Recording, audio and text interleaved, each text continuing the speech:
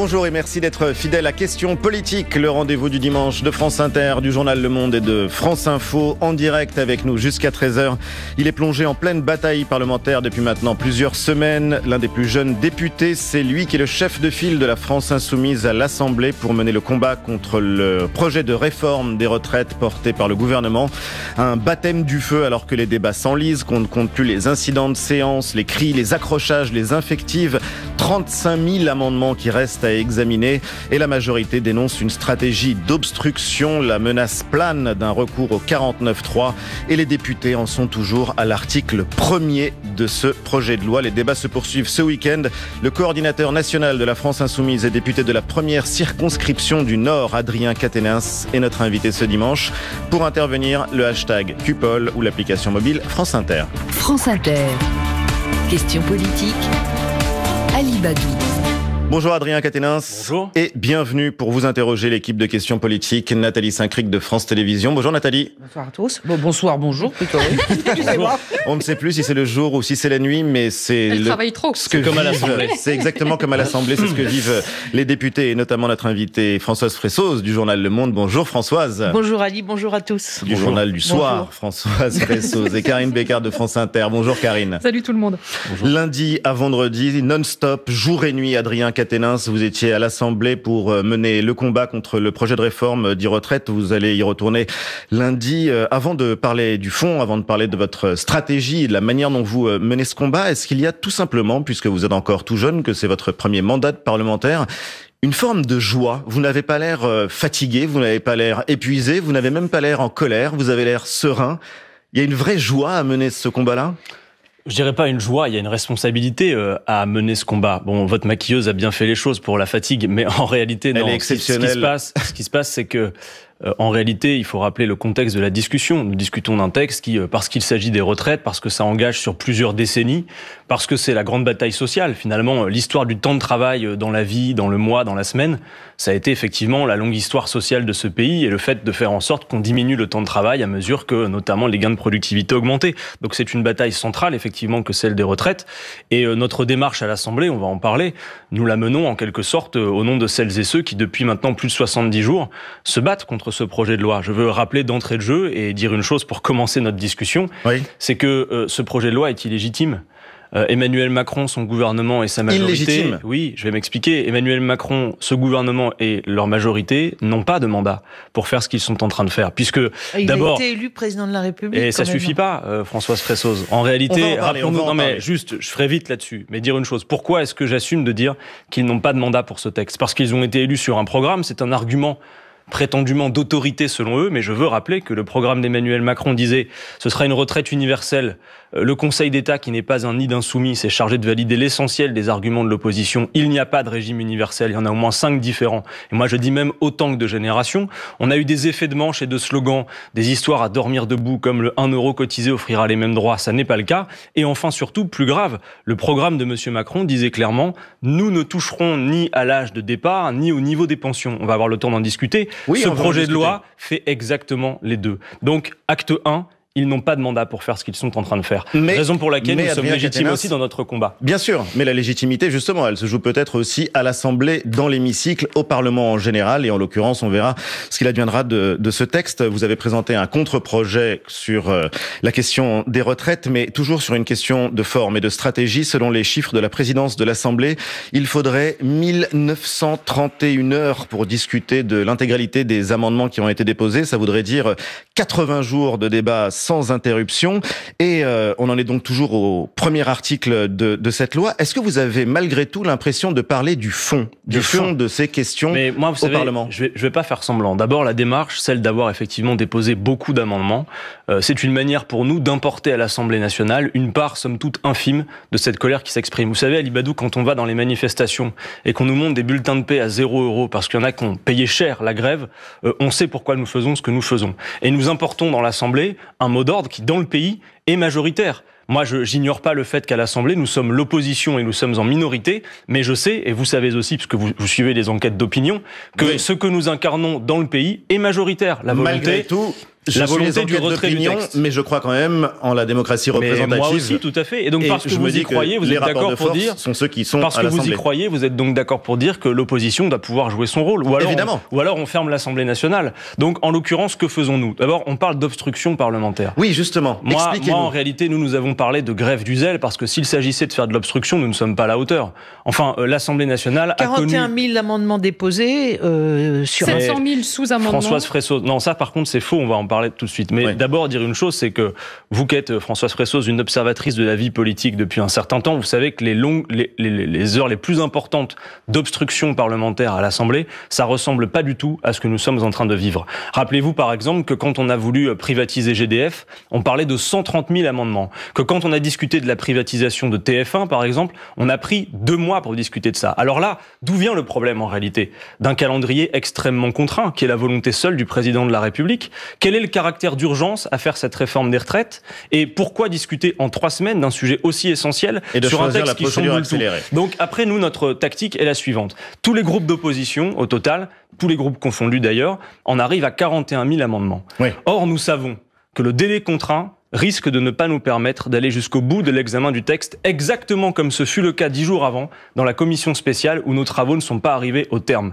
Donc la tactique, y compris qui consiste à sous-amender dès le premier article, et c'est valable pour tous les groupes d'opposition, pour multiplier les temps de parole, c'est parce que, voyez-vous, notre démarche, à chaque fois que nous intervenons, nous le faisons sur le fond, et ça permet de lever des lièvres qui se trouvent plus loin dans le texte. Nous travaillons sous la menace permanente de l'interruption de nos travaux par le 49.3. Alors comment ça fonctionne ? Pas tous en même temps, mais j'aimerais juste qu'on explique à ceux qui nous regardent et à ceux qui nous écoutent comment ça fonctionne tout simplement. Vous avez déposé 41 000 amendements. Françoise Fressoz ou Karine, puisque vous êtes souvent à l'Assemblée. Comment est-ce que ça fonctionne d'ailleurs, Françoise ? Parce que Adrien Quatennens le disait, rien de nouveau sous le soleil. Il y a déjà eu des précédents où l'opposition s'opposait avec des amendements sans nombre. Moi, je maintiens quand même ce que les observateurs voient, c'est que quand même ça fait partie de la tactique traditionnelle quand on veut s'opposer à un texte, de déposer un nombre d'amendements record pour essayer de faire en sorte que le texte n'avance pas et que la situation soit bloquée. On est loin du record, et là où vous êtes ambigu, c'est que vous dites au fond, on veut lever des lièvres, mais aussi ce qu'on voit, c'est que vous voulez pousser le gouvernement à utiliser le 49.3 pour écourter la discussion et pour, au fond, dire c'est lui qui est autoritaire et il ne nous autorise pas. Et moi, la question que je vais vous poser, c'est dans une période où la démocratie parlementaire est quand même assez affaiblie, est-ce que vous ne participez pas à cet affaiblissement ? Lorsque vous dites, par exemple, il faut un référendum sur la réforme des retraites, qui est un texte extrêmement compliqué, est-ce que pour vous, maintenant, le peuple est plus légitime que la représentation parlementaire ? Adrien Quatennens. La représentation parlementaire, d'ailleurs, comme le président de la République, ont la légitimité des urnes sur la base d'un programme, Françoise Fressoz. Peut-être l'argument n'a pas atteint vos oreilles, mais... Il était dans son programme à ce moment-là. On parlait d'un système... par point était dans Françoise le programme Fressoz, on parlait d'un système Macron. universel, il n'en est rien. C'est une vaste comptine enfantine. On parlait d'1 euro cotisé offrira les mêmes droits, il n'en est rien.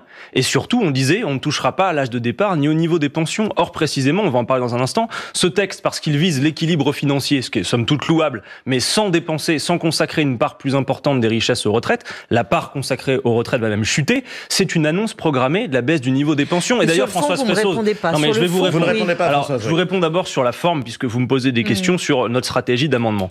D'abord, dire que, effectivement, nos interventions, même, je vous l'accorde, notre but n'est pas de coopérer avec le gouvernement. Moi, comme opposition parlementaire, je ne suis pas là, dans un conseil d'administration, à co-construire un texte avec mes collègues, d'accord ? Je représente... Vous êtes dans la bataille. Je représente une part majoritaire, si j'en crois vos enquêtes d'opinion, de la population française qui pense que le bon port pour ce texte, pour reprendre les mots de Sibeth Ndiaye, ce serait la poubelle. Voilà, en réalité, ce que je représente. Pour autant, l'ensemble de nos amendements, et je vous accorde même le fait qu'il y a des amendements qui, effectivement, sont des amendements de pure forme, qui modifient une virgule, un terme. Ouais. Oui, mais si vous observez nos débats, et là, pour le coup, on ne peut pas nous faire le procès en folklorisation, l'ensemble de nos interventions, quand nous montons au micro, sont basées sur le fond et, je vais plus loin, permettent de lever des lièvres. Sur la valeur du point, il y a beaucoup d'invectives, il y a beaucoup de rappels au règlement, il y a beaucoup d'invectives. Honnêtement, malgré tout, sur le fond, c'est pas toujours facile de suivre le débat sur le fond. Très souvent, on est en suspension de séance. Je veux dire,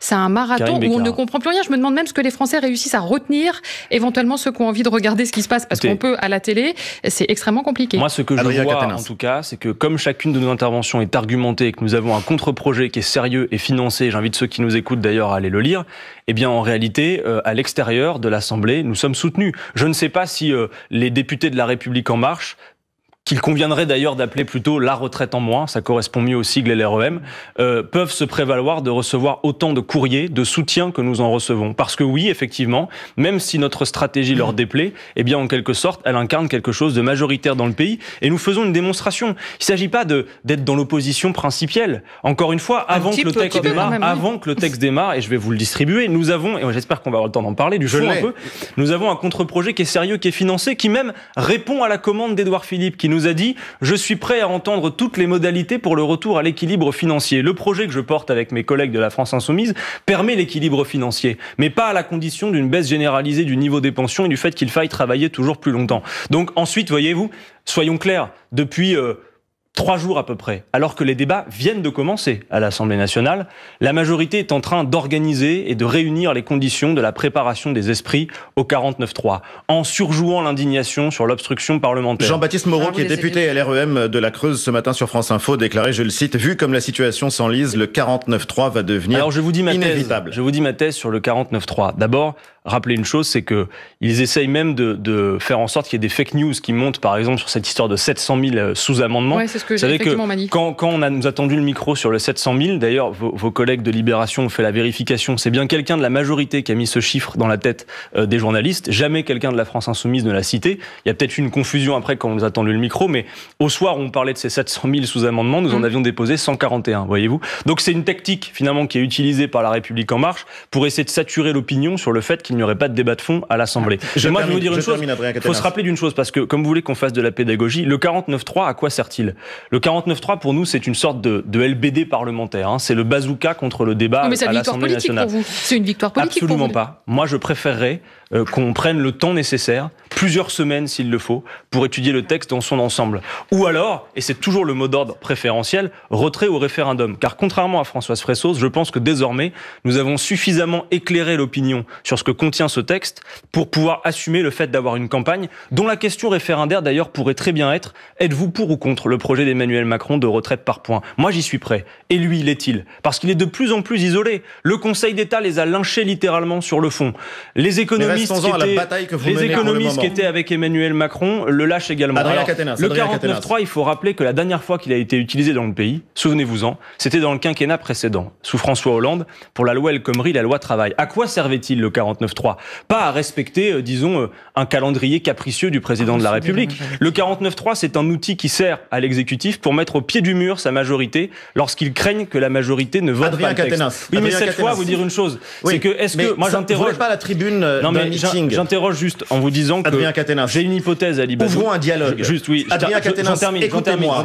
Échangeons. Je termine juste sur le 49.3. Et partageons des idées. Je crains effectivement, je suppose que le 49.3, en réalité, servira au gouvernement pour masquer le cataclysme en cours, l'érosion en cours de ce groupe majoritaire où on a vu 15 démissions depuis le début. Je crois qu'ils ont peur d'assumer un vote à l'Assemblée nationale où il y aurait des frondeurs dans leur propre camp. Alors, je rappelle juste d'un mot avant de vous donner la parole, Nathalie Saint-Cric, que le recours à l'article 49.3 de la Constitution, c'est ce qui permet l'adoption d'un projet de loi sans vote. À condition qu'une motion de censure n'ait pas été recueillie les voix nécessaires. Donc, elle sera déposée en toute hypothèse. Donc vous ne pouvez pas dire non plus que c'est une procédure absolument autoritaire, muselée. Vous pouvez, au fond, faire entendre votre voix si vous arriviez à avoir un nombre d'opposants au sein de l'Assemblée nationale suffisant pour dire on fait la motion de censure.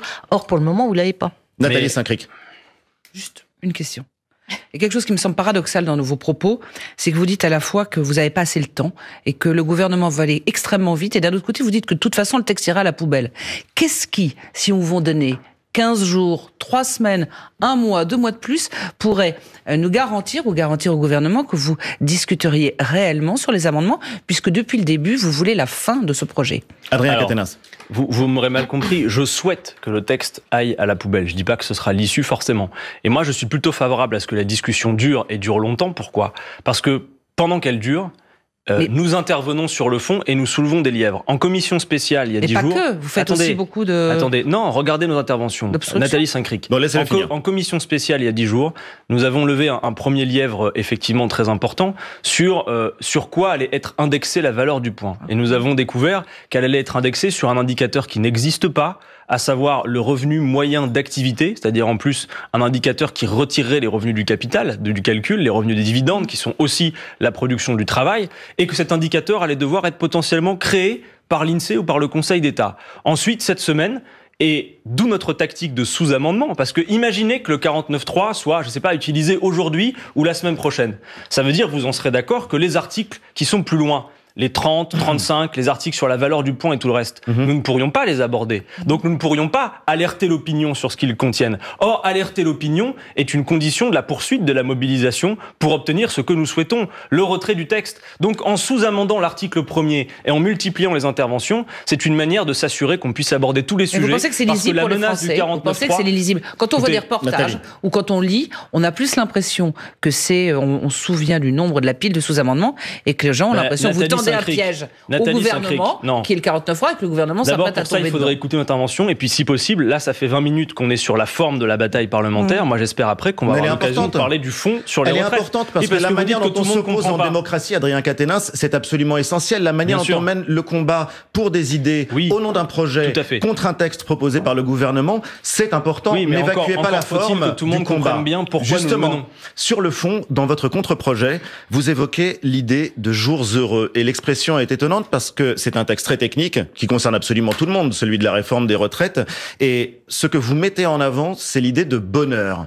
Est-ce que c'est de ça qu'il s'agit ou est-ce qu'il est uniquement question, dans un projet de réforme des retraites, d'assurer une sorte de confort matériel au moment où l'on s'arrête de travailler ? Votre question me paraît essentielle. C'est vrai qu'on parle finalement... On entend depuis 3 mois, on parle de la retraite, on entend un langage de calculatrice et de fichier Excel, on parle d'âge pivot, d'âge d'équilibre. Moi, je veux bien, et d'ailleurs... Vous promettez le bonheur. Mais enfin, normalement, ça ne sert qu'à ça, la politique, Ali Badou. Ah non, mais c'est une vraie bonne question. Et en réalité, la question qui nous est posée, ça devrait être effectivement de ce nouvel âge de la vie qu'est les retraites. On devrait beaucoup parler dans ce débat de voyage, d'amitié, d'amour, de cinéma, de musique, de lecture. Votre forme de bataille, elle incarne pas tellement la bienveillance, la bonté et les jours heureux. Je vous invite à venir dans les tribunes de l'Assemblée et à observer la manière particulière avec laquelle agit le groupe France Insoumise, pas uniquement en regardant les quelques vidéos qu'en font la propagande de La République En Marche. Donc, résumons, leur logique est la nôtre. Le bonheur. Le bonheur, Adrien Quatennens. Emmanuel Macron, lui, poursuit un objectif s'agissant des retraites. En fait, on va répondre aux 2 questions essentielles, les 2 seules d'ailleurs, que se posent les Français sur les retraites. Ils ne s'en posent jamais que 2, c'est l'avantage. À quel âge je peux partir et avec quel niveau de pension ? À ces 2 questions, Emmanuel Macron répond « Je ne consacrerai pas une part plus importante des richesses aux retraites. » Son projet va même faire baisser la part des richesses consacrées aux retraites. Sauf si la croissance augmente. Oui, mais Françoise Fressoz, interrogeons même en termes de responsabilité, puisqu'ils invoquent souvent la responsabilité. Le fait de faire le pari que la croissance soit encore exponentielle et que tout repose sur sa croissance exponentielle, très franchement, est un danger du point de vue du changement climatique. Donc, encore Oubliez une fois, la calculette, vous refusez de me répondre. Mais si, justement. Qu'est-ce que c'est que le bonheur ? Mais le bonheur, pour moi, c'est de pouvoir partir à un âge où on peut encore profiter de la vie sans avoir à être statistiquement au moment où on a les premiers pépins de santé. Donc je veux juste d'un mot résumer leur logique, la nôtre, pour que ce soit clair. Emmanuel Macron dit « Je ne consacrerai pas une part plus importante des richesses aux retraites ». Son projet va même faire baisser la part du PIB de la richesse nationale consacrée aux retraites. Et sa variable d'ajustement donc pour l'équilibre financier, c'est vous toutes et tous. C'est-à-dire, c'est la vie des gens, justement, à travers le niveau des pensions et l'âge de départ. D'ailleurs, j'attire votre attention sur le fait que quand Édouard Philippe vous dit droit dans les yeux sur les plateaux de télévision qu'il ne baisse pas le niveau des pensions, c'est un mensonge, parce que dire qu'on va devoir travailler plus longtemps pour atteindre le même niveau de pension, ou dire qu'au même âge, votre niveau de pension a baissé, c'est juste 2 manières de dire une seule et même chose. Si au même âge, il faut travailler plus longtemps pour atteindre le même niveau de pension, c'est bien qu'à ce même âge, votre niveau de pension a baissé. Et donc, en quelque sorte, la variable d'ajustement sera la vie des gens et l'espoir d'aller vers la capitalisation petit à petit, puisque les 300 milliards que représentent les retraites vont évidemment fuiter vers celles et ceux qui sont les seuls à se réjouir de ce projet, les assureurs et les banques. Nous, notre logique est l'inverse. Aux 2 questions posées par les Français, à quel âge je pars, nous disons, puisque l'espérance de vie en bonne santé est de 63 ans, et puisque le chômage des seniors est considérable dans ce pays, partir dès 60 ans. Avec quel niveau de pension ? Personne sous le SMIC pour une carrière complète. Et c'est financé comment ? J'y viens.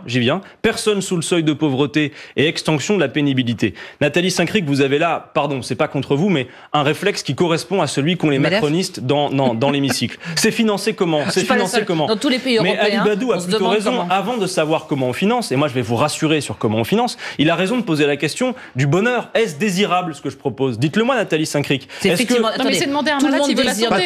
Tout le monde veut ça. Tout le monde désire ne pas être malade, être jeune, en forme, bien portant et être riche. Eh bien, ça, donc maintenant, je vous tranquillise sur la manière de le financer.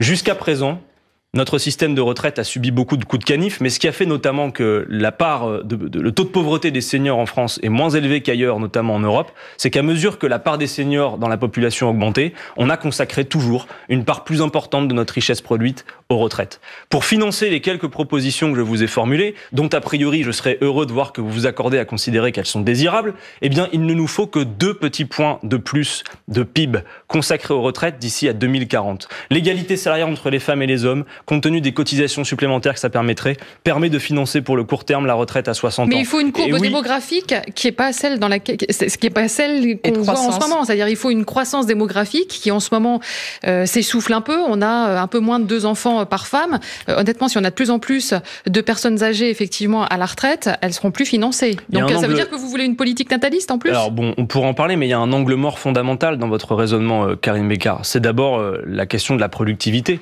Parce qu'on parle souvent du ratio entre actifs et retraités pour justifier l'équilibre financier. Mais vous n'aura pas échappé qu'un actif aujourd'hui produit beaucoup plus qu'un actif il y a quelques années. Oui, mais son salaire, c'est toujours un seul salaire et c'est à partir de son salaire. J'invite à aller quand même sur le site de la France Insoumise pour voir les propositions, ce sera plus simple parce que pour le financement une chose est claire, le financement des retraites, c'est la question du partage de la richesse produite. Et nous, notre thèse, c'est que seul le travail produit. Si vous mettez de la tôle dans un garage et que vous revenez 3 mois plus tard sans qu'il y ait eu de travail humain, ça fera pas des bagnoles, d'accord ? Donc c'est le travail humain qui produit. Donc la question posée est bien celle de la répartition des fruits du travail humain et de la richesse produite pour financer les retraites. Karine Bécard... Vous voulez créer par exemple 100 000 emplois dans la transition écologique, c'est 1,3 milliard de cotisations. Voilà, un actif aujourd'hui... On va aller plus vite sur la question. Un actif aujourd'hui produit 3 fois plus que dans les 70. Un salarié français aujourd'hui travaille en moyenne 45 jours par an pour rémunérer les actionnaires. Oui. C'était 9 jours dans les années 80. Donc le système de M. Macron se dresse comme un rempart qui exonère de devoir faire ce qu'il faut faire. Mieux partager les fruits de la richesse produite. Et je viens de vous démontrer qu'il n'y a pas besoin d'attendre la révolution pour le faire. 2 points de PIB de plus d'ici à 2040 pour financer nos propositions, ce n'est rien comparativement à la part des richesses qui est passée des poches du travail aux poches du capital. Donc je dis aux Français, relevez la tête et regardez Emmanuel Macron de face et dites-lui, nous produisons assez de richesses pour financer un système de retraite convenable. Françoise Fressoz. Quand on vous entend, vous avez la solution, vous estimez que Macron est illégitime pour faire sa réforme. Pourquoi est-ce que vous n'arrivez pas à créer une majorité derrière vous, puisque vous êtes aussi sûr de vous ? Pourquoi, par exemple, s'il y a une motion de censure à l'Assemblée nationale, vous serez sans doute minoritaire ? Pourquoi dans le pays, les manifestations sont en train de baisser de volume ? Est-ce que vous n'êtes pas illusionné par, au fond, votre projet et votre certitude d'avoir raison ? Adrien Quatennens. Vous savez, moi, il ne s'agit pas d'une certitude d'avoir raison. Je suis prêt à douter de tout. Si j'étais convaincu que cette réforme était la bonne, je le dirais. Moi, vous savez, je me soucie pas de savoir quel est l'étiquetage du projet qui nous est présenté pour savoir s'il est bon. Je regarde précisément. D'ailleurs, je vais vous dire franchement, à l'Assemblée nationale, dans ce débat sur les retraites, le macronisme me ferait presque regretter la droite républicaine. Vous savez pourquoi ? Non mais la droite. Non mais je vais vous dire pourquoi. Expliquez-nous le paradoxe. La droite républicaine, je suis en radical désaccord avec eux sur la retraite. Ils veulent une mesure d'âge, c'est-à-dire le fait de dire on reporte l'âge légal de départ. Mais eux au moins assument réellement ce qu'ils font devant les Français. Ils le disent. Emmanuel Macron, lui, se présente devant les Français en disant toutes sortes de choses absolument incroyables, des histoires à dormir debout sur un système universel, une réforme juste, simple et pour tous, pensant d'ailleurs que plus il le répète, plus ça va rentrer dans les têtes. Mais en réalité, une fois qu'on a retiré tous les éléments de langage, que reste-t-il de ce projet de loi ? Juste une vaste mesure d'âge. Mais la question de François, c'est pourquoi le PS, les écolos, la gauche, généralement, pourquoi vous n'êtes pas suivis ? Écoutez, d'abord, disons une chose. on peut toujours regarder notre nombril pour voir ce que nous ne faisons pas assez bien. Preuve s'il en fallait une, vous vous évertuez depuis tout à l'heure à dire qu'on fait que de l'opposition de principe, alors que je crois que non, mais qu'est-ce qui empêche une alliance? Qu'est-ce qui empêche une alliance des forces de gauche, pour le dire rapidement, à l'Assemblée? L'Assemblée, de fait, les forces de gauche, comme vous les appelez, elles sont liées. Je veux dire, on est tous en train de taper sur le même clou et de déposer des amendements qui vont dans le même sens, et on cède plutôt. Au moment du clou suivant de la motion de censure, s'il y a le 49.3, et on n'est pas sûr que vous tapez. Nathalie Saint-Cric, la motion de censure, je vous le dis, elle est prête. Et quasiment tous les groupes qui étaient recherchés l'ont signé. Il manque plus que les signatures des socialistes. Donc ça dépend plus que d'eux pour que cette motion de censure puisse être déployée. Et très franchement, au-delà du débat de fond, je crois que sur la manière dont les parlementaires sont méprisés dans l'affaire, cette motion de censure est plus que justifiée. Savez-vous que vous avez l'impression d'être méprisé? Mais attendez, oui. Je vous donne un exemple. L'étude d'impact qui a été remise aux parlementaires. Parce que ça fonctionne pour le moment. Votre stratégie fonctionne. Je sais pas. Si le texte, présentait le texte. Non, mais si le texte passe. Oui. Si, malgré le fait qu'Emmanuel Macron et sa majorité soient de plus en plus isolés, le texte passe quand même, on peut pas dire que pour le coup ça fonctionne. Non, ce qui fonctionnerait, c'est que on aille à l'issue la plus raisonnable, la plus sérieuse, c'est-à-dire le retrait ou porte de sortie légitime, je crois, le référendum, dans un moment où on a un mouvement social qui, du point de vue de sa longueur, est si ample que cela. Mais vous disiez comment les parlementaires sont méprisés. Un autre exemple, l'étude d'impact. Vous savez, quand le gouvernement remet un texte, un projet de loi, il doit fournir aux parlementaires, ça l'engage, une étude d'impact, parce que moi, spécialiste des retraites, je suis devenu à force de travailler, mais autant vous dire qu'au début, je l'étais pas. Donc, on doit pouvoir avoir normalement un texte qui nous permette de nous aider à mieux comprendre. Là, c'est la fameuse étude d'impact. Cette étude d'impact, elle a été truquée. C'est pas une étude d'impact, c'est une publicité mensongère. Je m'explique d'un mot. On a dans cette étude de contrôler l'action du gouvernement. Oui, mais là, en l'occurrence, le gouvernement ment littéralement aux parlementaires, donc ça suffit. Ils ont gelé l'âge d'équilibre à 65 ans. Tous les cas types qui vous ont été présentés, vous savez, on a eu quelques-uns. Oui. Ils ont gelé l'âge d'équilibre à 65 ans, alors que dans leur propre projet de loi, on dit à l'article 10 que l'âge d'équilibre va se décaler génération après génération. Donc ça donne l'impression que leur système est plus favorable, alors qu'en réalité, quand vous faites simplement le redressement en appliquant le projet de loi, c'est l'inverse qui se passe. Et puis ils ont fait des choses absolument farfelues. Tout le monde commence à travailler à 22 ans dans ces cas types. Tout le monde valide comme par magie 4 trimestres par an. Enfin bref, on a les conditions hyper favorables pour démontrer, messieurs, dames, que vous allez être gagnants. Non, ce système va faire une majorité écrasante de perdants. Encore 2 questions et on passe au portrait. Alors, il y a une enquête parlementaire qui a été demandée par Boris Vallaud, qui justement sera pour étudier d'un petit peu plus près cette étude d'impact. Ce qui me conduit à parler justement de ce qui se passe en ce moment à gauche. Quand on observe ces débats à l'Assemblée, on voit effectivement la France insoumise et les communistes qui vont vraiment dans le même sens, qui travaillent ensemble. Les socialistes sont pas très éloignés. Ma question, c'est de savoir si finalement cette réforme des retraites n'est pas en train de reconstruire cette gauche. Est-ce qu'elle pourrait être le début d'une nouvelle histoire d'union de la gauche? Adrien Quatennens. Je crois que c'est voir le problème par un petit bout. C'est intéressant sans doute d'en discuter, mais regardez dans le pays, la contestation de toute cette réforme des retraites, elle dépasse largement le cadre simple de la gauche tel qu'on l'entend. Alors évidemment qu'à l'Assemblée, on voit bien ce qui est en train de se passer, c'est que nous travaillons de concert. Maintenant, nous travaillons de concert pour exiger le retrait, pour lever les lièvres, j'en ai parlé. Mais en réalité, s'il s'agit effectivement de faire un contre-projet, c'est un contre-projet commun. Je vous avoue que à cette heure, c'est plus compliqué.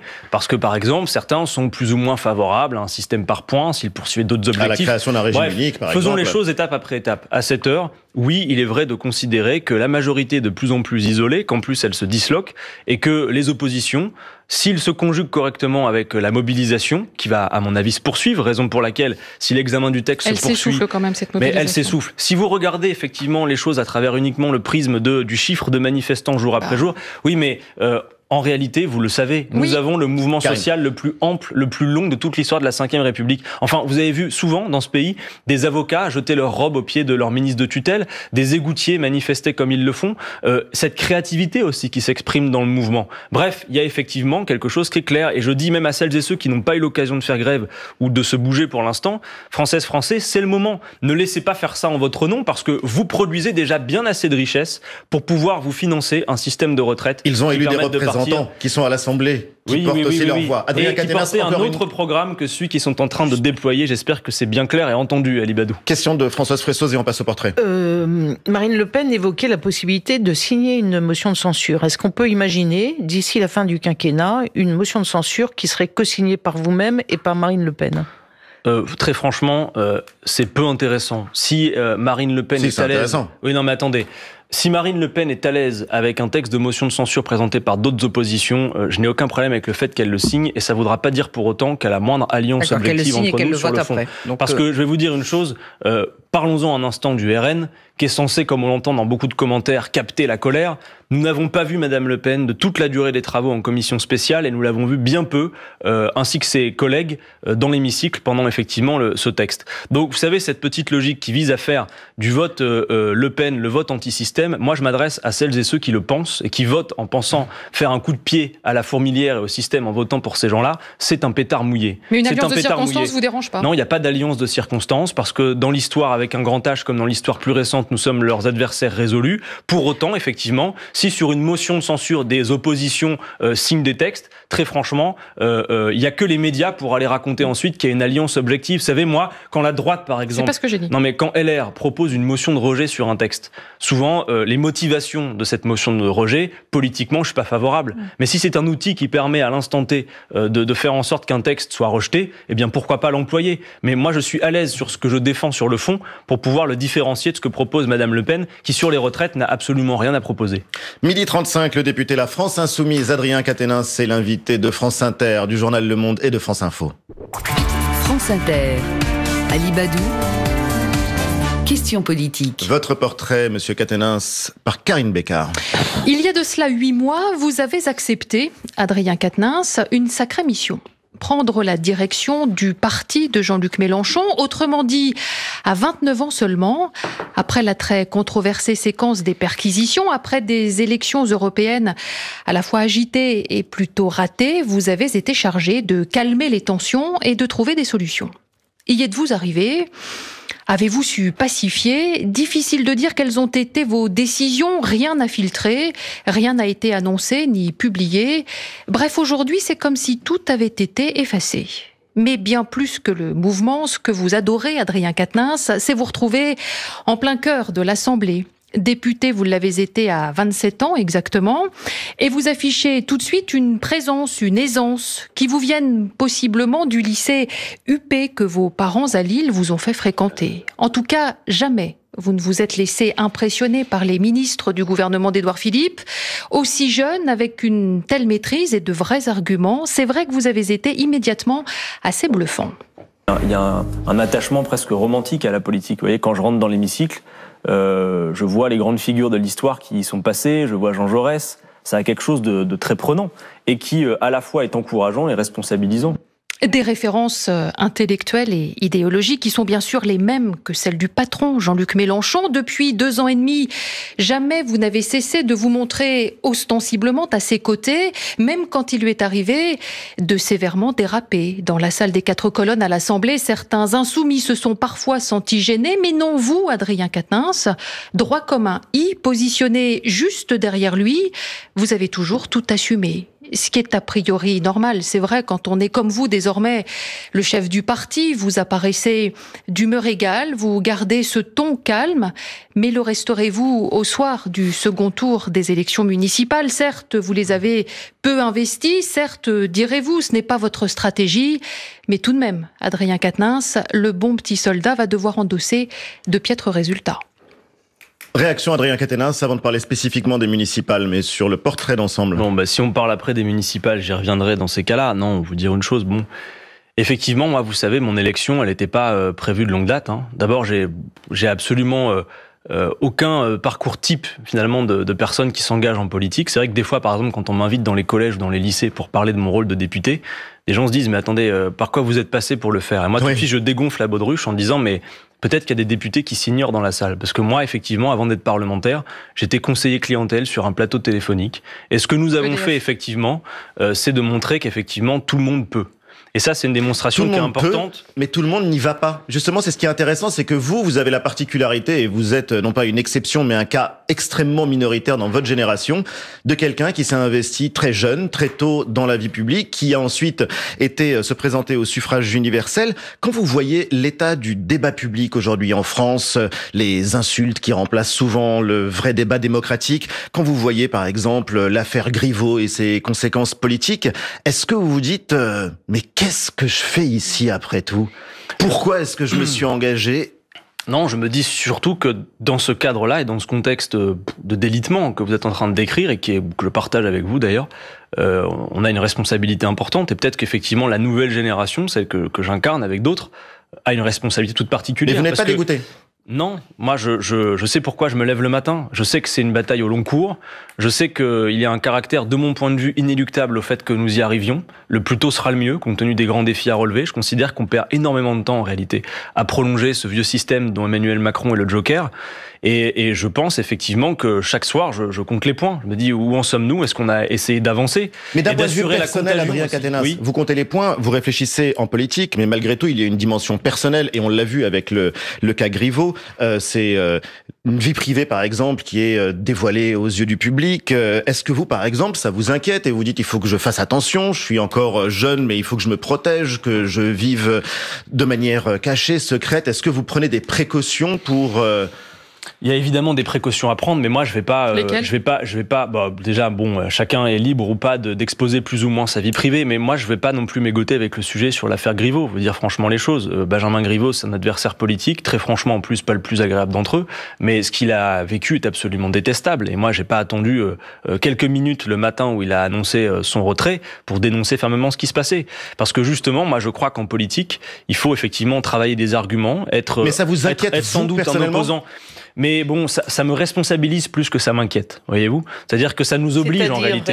Mais ça veut dire quoi ? Notre génération, celle à laquelle j'appartiens, est mise au pied du mur de devoir régler les défis auxquels nous sommes confrontés. Mais ça veut dire mon intuition, mon intuition, c'est que la politique est finalement le meilleur moyen d'y parvenir. Moi, je crois qu'on n'a plus tout le temps devant nous, voyez.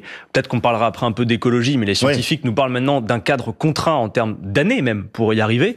Et je pense que donc il faut pouvoir utiliser finalement le moyen le plus ample d'y arriver compte tenu de ce qu'il y a à faire. Et je crois effectivement à la politique pour cela, et je crois au rassemblement du grand nombre. Je crois que nous avons besoin de faire le lien entre les classes populaires et les classes moyennes, que tout ça se construit et que nous y participons. Mais je vais même pas, puisqu'on parle après municipal, même sur mon rapport à Jean-Luc Mélenchon, vous dire une chose, je crois à la fidélité et à la loyauté en politique. Voilà. Et Jean-Luc Mélenchon, il est souvent assez pudique là-dessus, mais cette nouvelle génération que vous voyez apparaître, il a largement contribué à la mettre en selle. Et ça, il faut aussi lui reconnaître. Parce qu'ils sont assez peu nombreux de sa génération à l'avoir fait, bien que lui n'en parle jamais. Donc moi, je crois en ça. Est-ce que ça exclut un examen critique ? Pas du tout. Notamment dans la perspective d'une présidentielle. Pas du tout, Nathalie. Il aura 71 ans, on peut imaginer qu'il y a un successeur, on parle d'ailleurs de vous. Est-ce que c'est pas quelque chose qui pourrait se réfléchir ou s'envisager ? Chaque chose en son temps, vous aura pas échappé que je n'ai toujours que 29 ans. Oui, mais s'il s'agit de parler de l'échéance prochaine, compte tenu de l'état de déliquescence de la démocratie dans notre pays et des institutions, je crois effectivement que ce qu'il va falloir incarner, c'est-à-dire une république jusqu'au bout, donc nécessairement sociale, et finalement un État fort qui permette d'engager la planification écologique, je pense toujours que Jean-Luc Mélenchon est le meilleur pour représenter ce courant-là. Et que face à ce qui s'annonce, et à un duel que 8 Français sur 10 ne souhaitent pas, a raison entre Monsieur Macron et Madame Le Pen, Jean-Luc Mélenchon est toujours le bon candidat de mon point de vue. Et puis moi, charge à moi et à mes camarades d'y contribuer aussi, parce que c'est le fait nouveau. C'est qu'en réalité, en 2017, la campagne était magnifique, elle a beaucoup été commentée positivement sur sa forme, mais il y avait parfois cette théorisation d'un homme seul. En l'occurrence, aujourd'hui, tout le monde doit bien constater que ça n'est plus le cas. Et Jean-Luc Mélenchon a d'ailleurs coutume de dire, certains croyaient que notre courant politique n'allait pas me résister, mais vous voyez qu'avec les autres que vous avez, dont je fais partie, vous en avez pour encore quelques années. Mais on a quand même l'impression que sous ce quinquennat-là, la bataille que vous avez perdue, c'est de devenir le premier opposant à Emmanuel Macron. Et quand vous regardez l'état des forces politiques, et y compris en termes d'implantation locale et tout, vous n'êtes pas au niveau et vous êtes systématiquement débordé par le Rassemblement national. Adrien Cadenas. Très franchement, le Rassemblement national, je vous l'ai dit, fait beaucoup d'incantations. Et en réalité, nous faisons un travail de fond. Alors, c'est un travail de fourmi qui est peut-être plus considérable, qui est peut-être plus long, mais je suis persuadé qu'il finira par payer. Voilà. Il faut juste accepter cette idée que... Mais en attendant, il s'implante, et il s'implante notamment sur vos terres, celles du Nord. Bien sûr. Et pour ça, il faut commencer par faire quelque chose, puisqu'il s'implante, comme vous dites. Faut tirer un bilan raisonnable de la bataille contre le Rassemblement national depuis des années. Ça fait 20-30 ans qu'on crie au fascisme, qu'on invoque effectivement toutes sortes de références pour les contester. En réalité, ils ne font que grimper. Donc moi, je vais vous dire une chose très franchement. Il y a a une portion importante des gens qui votent pour le Rassemblement national, je le crois, qui ne sont pas des racistes, qui ne sont pas des gens qui croient aux thèses ethnicistes de Madame Le Pen, et qui, parce qu'ils ont une colère qui est très importante face au désordre social qu'il y a dans ce pays, pensent effectivement que c'est le vote le plus utile pour mettre un coup de pied dans la fourmilière. Et pourquoi ? Parce qu'effectivement, parfois, dans sa manière de faire, dans sa manière de dire, vous voyez, par exemple, sur les retraites, elle dit retraite à 60 ans, vous lui demandez comment, elle dit le plein emploi, comme s'il suffisait de signer un décret. Moi, je veux effectivement mener la bataille des idées face au Rassemblement national et dire à celles et ceux qui sont tentés de voter pour eux, d'abord, c'est un pétard mouillé, ses alliés partout en Europe. Regardez un peu ce que ça donne, là où les alliés de Madame Le Pen sont au pouvoir ou montent en Europe. Par exemple, en Autriche, ça a donné la semaine de travail à 60 heures. Vous avez une femme qui, alors qu'on a depuis plus d'1 an et demi une aspiration à un meilleur partage des richesses dans le pays, continue de dire sur les plateaux télé qu'elle est opposée à la hausse du SMIC. Donc il y a un travail de fourmi à faire, qui consiste à dire aux gens, même si on applique le programme du Rassemblement national à votre propre situation, le coup de pied aux fesses, c'est à vous que vous allez le mettre. Vous combattez. C'est un travail considérable, mais il faut le mener. Adrien Quatennens, parce qu'il faut les faire reculer. Le temps passe, et le temps passe vite, mais en l'occurrence... On a encore beaucoup de sujets. Moi, j'avais noté écologie, agriculture, tout le reste. Faites des réponses plus courtes, et je vous assure qu'on y arrivera. En l'occurrence, votre génération, c'est celle de Twitter et de l'expression sous forme brève. Par oui ou non, ça vous exactement, va ouais. Par aphorisme, en tout cas. Non, mais par exemple, c'est vrai que vous vous opposez au Rassemblement national, vous opposez également à la politique menée par le gouvernement d'Emmanuel Macron. Lorsque vous regardez les chiffres de l'emploi, lorsque vous voyez l'INSEE annoncer un taux de chômage à 8,1% sur l'ensemble de l'année 2019, c'est du jamais vu depuis la grande crise financière de 2008, vous dites, bon, il faut applaudir, ou quel est votre regard là-dessus ? D'abord, dire une chose, le chômage est sans doute le plus grand défi social que nous ayons dans ce pays. Et évidemment, quiconque y arrivera, et quel que soit l'étiquetage politique, je le saluerai et j'applaudirai des deux mains. Justement. Alors, justement, regardons. Au mois de février, mi-février, l'INSEE a, comme chaque trimestre, publié effectivement les chiffres s'agissant de l'état de l'emploi en France. Ce que l'on voit, c'est que le taux de chômage au sens strict a effectivement reculé. Il est passé de 8,5% à 8,1%. Oui. Bon, ça reste déjà toujours, et je le signale parce que c'est important, un point plus haut qu'avant la crise de 2008. Alors, c'est-à-dire qu'alors que la finance, elle a bien récupéré en termes de santé depuis la crise, les dividendes au niveau mondial ont été multipliés par 2, les conséquences de la crise sont toujours effectivement là dans le pays. Mais surtout, je suis désolé de vous dire que si vous regardez la totalité des chiffres que l'INSEE a publiés, en fait, la lecture n'est pas rassurante du tout. Pourquoi ? Parce que ce que l'on voit, c'est que finalement, c'est la précarité qui remplace le chômage. Je m'explique. Pour que l'INSEE vous comptabilise comme étant chômeur, il faut que vous n'ayez réalisé aucune activité la semaine précédente et que vous soyez immédiatement disponible. Et donc en réalité, ce que masque en fait cette statistique qui sert de propagande et de diversion à Emmanuel Macron. De propagande. Non, mais c'est intéressant de l'analyser. Non, mais si vous voulez, vous le faites. Quand on entend les commentaires, on dit c'est grâce à la politique de Monsieur Macron, applaudissons des deux mains. En réalité, ce qui se passe surtout, c'est que vous avez beaucoup de gens qui sortent des statistiques du chômage parce qu'ils ont eu accès à un emploi extrêmement court et précaire. Parce que, vous savez, l'état de précarité de l'emploi en France est la suivante, c'est les statistiques du ministère de l'Intérieur, alors que le CDI est censé être la règle, 87% des contrats qui sont signés sont des contrats courts. 83% d'entre eux sont des contrats de moins d'un mois, et accrochez vos ceintures, un tiers sont des contrats de moins d'un jour. Donc, Ali Badou, quand vous avez un contrat de moins d'un jour, vous sortez les statistiques du chômage, mais pour autant, la réalité sociale n'est pas modifiée. Et on a aussi l'essor de l'ubérisation. Est-ce que vous avez quand même l'objectivité de reconnaître un progrès, parce que ces statistiques, elles sont les mêmes depuis 10 ans. Donc, est-ce que vous reconnaissez qu'Emmanuel Macron, avec sa politique, obtient des résultats ? Il s'agit de dire qu'Emmanuel Macron réussit à obtenir une amélioration statistique des chiffres du chômage, oui. Mais moi, je ne veux pas mener la bataille pour des statistiques et des affichages politiques. Je veux mener une bataille pour la réalité sociale du pays. Et je vous dis que la réalité statistique se paye à coup de précarisation. Et que cette baisse du chômage, des statistiques du chômage, pour être précis,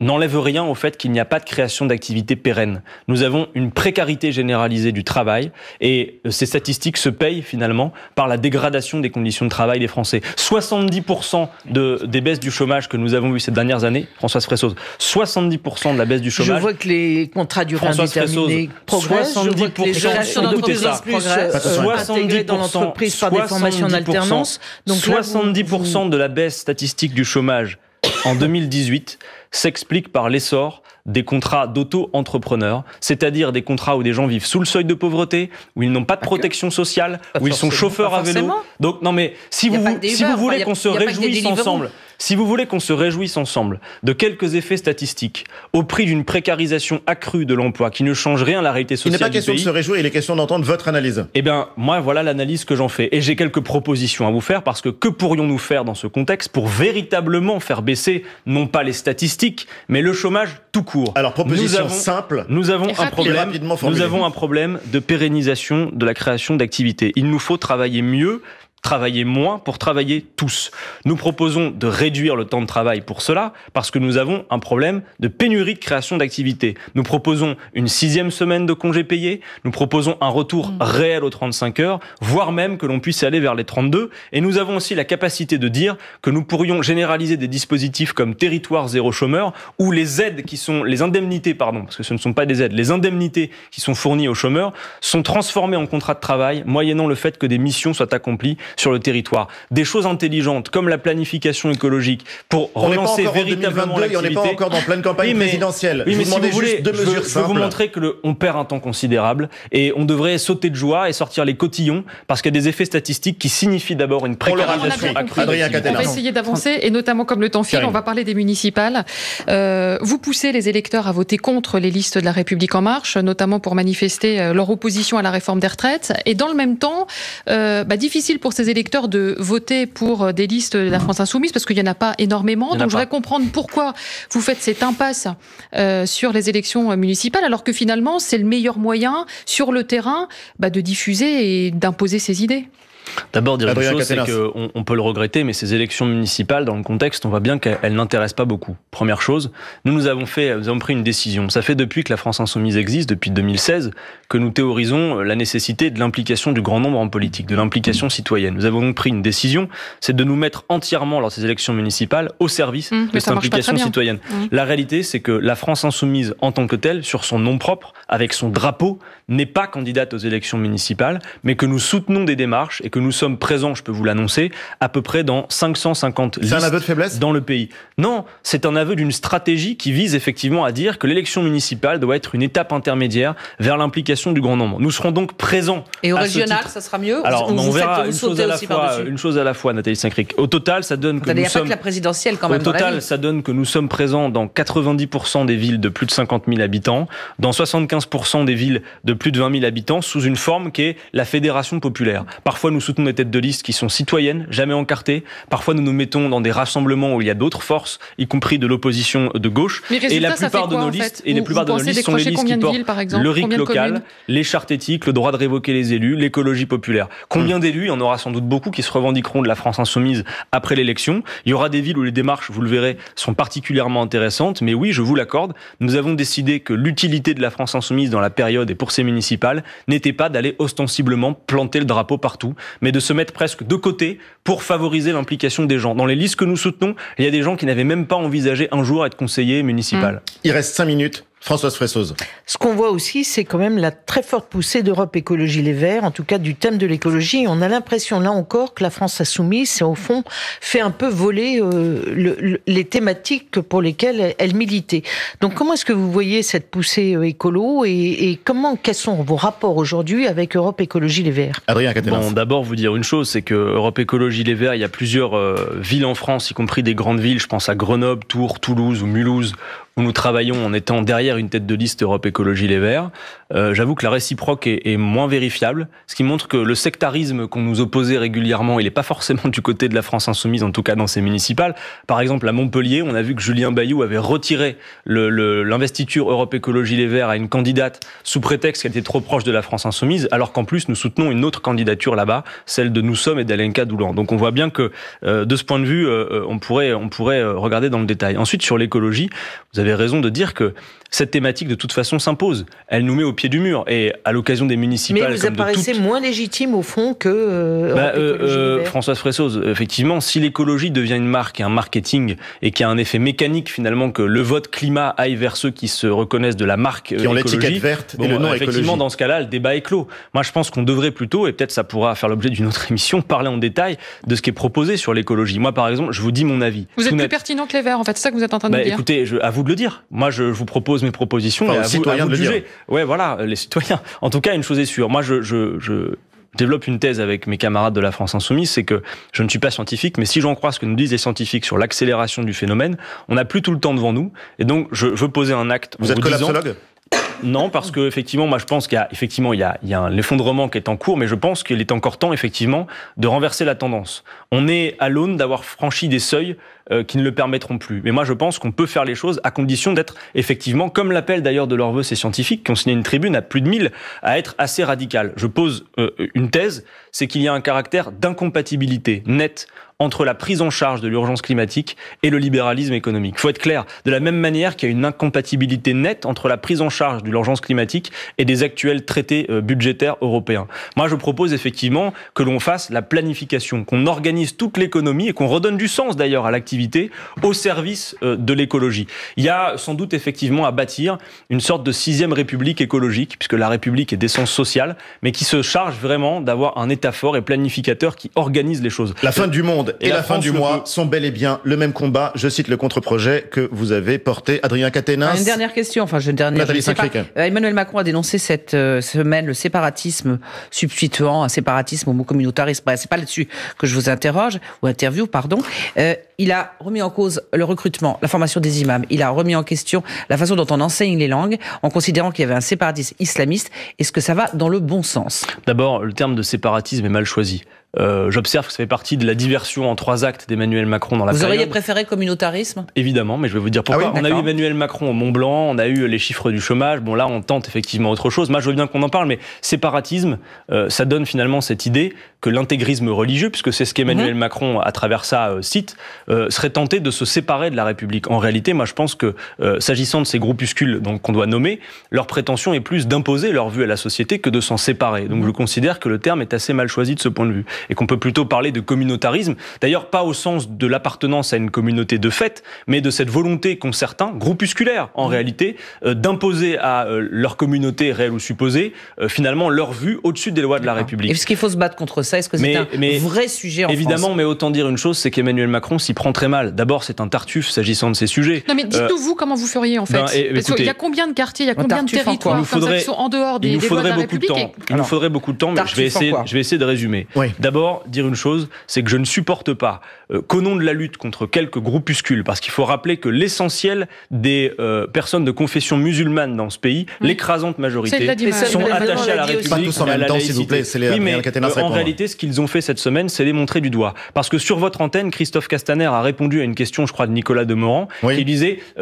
combien ça concerne de personnes ? Vous avez entendu sa réponse comme moi ? Il a dit « Je ne suis pas en mesure de vous répondre car il n'y a pas de renseignements généraux derrière chaque musulman de ce pays. » Ça veut dire quoi ? Que chaque musulman serait potentiellement suspect ? Non, ce n'est pas le cas. Donc avec nous, c'est retour à la raison. Première chose, la République, c'est un contrat politique. C'est liberté, égalité, fraternité. Est-ce que vous avez le sentiment qu'on vérifie cela sur tout le territoire français ? Évidemment non. Ça veut dire durcissement sur les écoles hors contrat. Ça veut dire d'abord dire une chose, c'est qu'on ne peut pas faire République partout quand on a pour objectif, comme Emmanuel Macron, de faire 80 milliards d'économies sur les services publics, ou quand on met fin aux contrats aidés qui ont ruiné le tissu associatif de ce pays. Donc on surveille première chose, faire véritablement République partout. Ensuite, s'il y a des problèmes s'agissant de l'intégrisme religieux, je vous le dis tout de suite, l'arsenal législatif que nous avons permet déjà d'y faire face. Et les lois de la République permettent d'y faire face. Donc le problème, c'est qu'elles ne sont pas appliquées.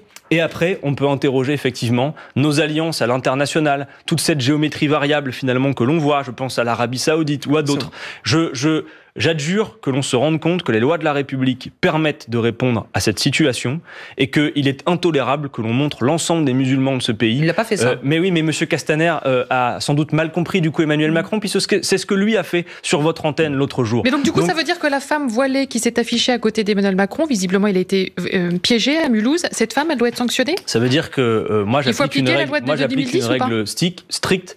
Pas de religion en politique, pas de politique en religion. Mais vous ne répondez pas à ma question. Pas tous en même temps, s'il vous plaît, il reste une minute. Quand le ministre Blanquer, comme ministre, se sent autorisé à dire ce qu'il pense du port du voile dans l'espace public, on n'est pas dans le cadre de la laïcité. Je pense qu'on aurait bien besoin de faire en sorte que tout ce petit monde retrouve sa boussole s'agissant de la laïcité. Parce que la laïcité, c'est un fondement de la République, mais qu'est-ce que c'est ? C'est l'affaire de tous les citoyens de ce pays qui refusent d'être triés selon leur appartenance réelle ou supposée à des communautés. C'est l'affaire des croyants qui veulent pas que l'État se mêle de leurs croyances. France, c'est l'affaire des non-croyants, une majorité dans ce pays, il faut le rappeler, qui n'ont pas envie que l'État, effectivement, ou que les religions fassent des injonctions. Et vous êtes tous d'accord à la France Insoumise sur cette ligne-là ? On va devoir rendre l'antenne. Mais évidemment que nous sommes tous d'accord. La loi de 1905, rien de la loi de 1905, et la République pour de bon partout. Pas des incantations ou de la géométrie variable. Quand un président de la République, en visite officielle, porte un signe ostensible religieux, c'est un coup de canif à la laïcité, comme quand il dit qu'il faudrait réparer le lien abîmé entre l'Église et l'État. Ce lien a été rompu sciemment par le peuple français. Adrien Caténas, est-ce que vous pensez que les mauvais jours finiront et quand ? Je l'espère, et très franchement, le plus tôt sera le mieux. Je vous l'ai dit, j'ai le sentiment désagréable d'une perte de temps considérable. D'abord, c'est plus dur pour le grand nombre. C'est plus dur pour le grand nombre, mais surtout, nous perdons du temps, Ali Badou. Et l'émission se termine. J'en termine d'un mot. La France a tous les atouts. Son peuple a tous les atouts techniques, scientifiques, pour rompre la chaîne et se retrousser les manches et relever ces défis. Nous pouvons le faire. Merci Adrien Caténas, ça sonnait comme du Barack Obama, Yes Weekend. Merci à toutes les trois, merci à Alexandre Gilardi et à l'équipe technique de Questions Politiques. C'est vrai qu'on aurait dû parler de Bernie Sanders, mais ce sera pour une autre fois et la campagne des primaires démocrates n'est pas terminée. Rendez-vous dimanche prochain, merci de nous avoir suivis.